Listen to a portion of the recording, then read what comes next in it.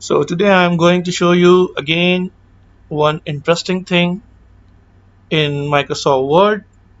Suppose you are writing something paragraph, or you are making the file, or you are writing the story, and you have to use 2 or 3 font or more than this, so you can create the shortcuts for these fonts. So no need to change every time from here, go and change the font.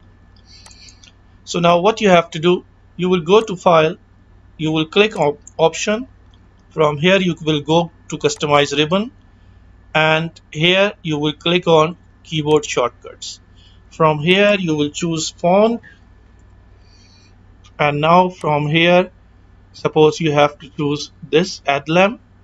So you assign the shortcut keys, you will hold the control button and press 5, or whatever short keys, alt 5 or control 5 or whatever shortcut you need.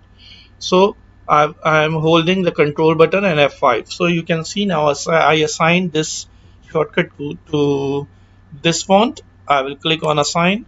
Now I have to choose the other one. Suppose Algerian. I will click here. Now this one Algerian. Here I give control 6 and I assign this.